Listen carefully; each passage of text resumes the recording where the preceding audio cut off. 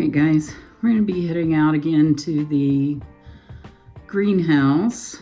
I have to reseed some stuff. The stuff that I had seeded before the snowstorm and before we got our battery bank so that we could have the heating pads and stuff in there. Those seedlings didn't make it. The lettuce is still good, and I'll show you that later. But before I go out to do some reseeding and starting some other stuff, I always like to stop in here at my desk and look at all of my resources I'm using to plan this year for growing. So last year in our garden club, the Concho Garden Club, we partnered with the Cooperative Extension office that is housed out of St. John's. And we went through a program called Seed Discover, and it has a lot of like really specific information to where we're at. So I always use that as a reference. And then I purchased this book by Ron and Jennifer, I think it's Kachowski.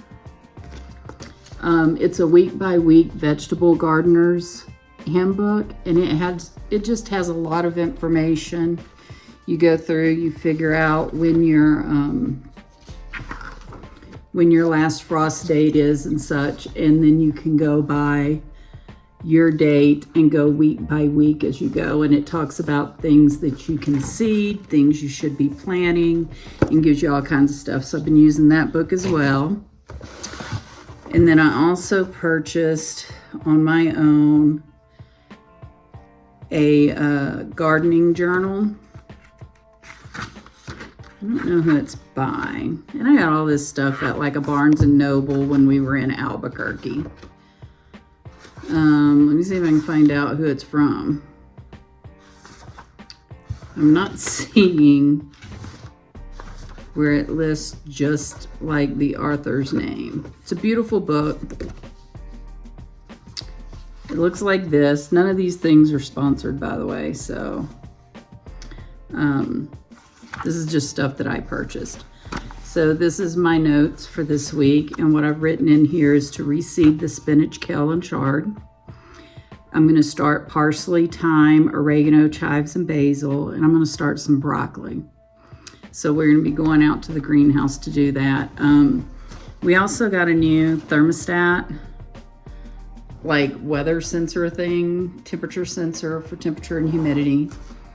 For the greenhouse, and I've been looking at it, and the way it shows me is that the temperature doesn't get down below freezing in the greenhouse until around 5 o'clock in the morning.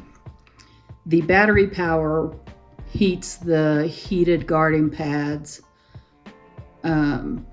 much longer than that, so there should be heat in the soil for the seedlings when I go to put my seeds in there. So I'm going to hope that all of that stuff works out well. We'll see how it goes.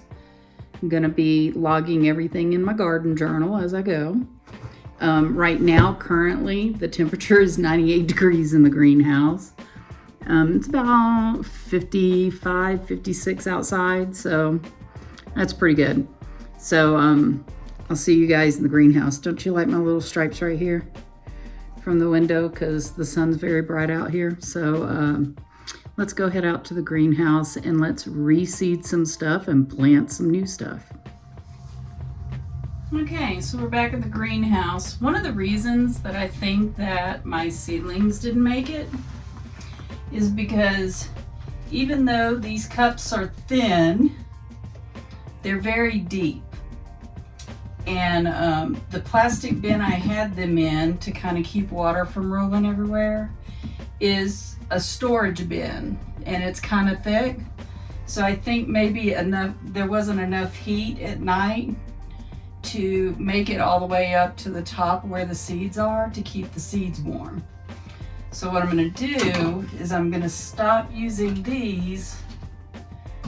I can use these again when the weather warms up, like I'm just starting my regular spring, summer seed kind of thing. I'll use those.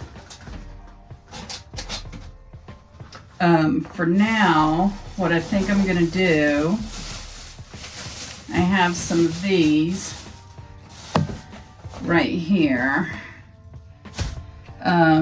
This is just something I purchased. It's a burpee tray.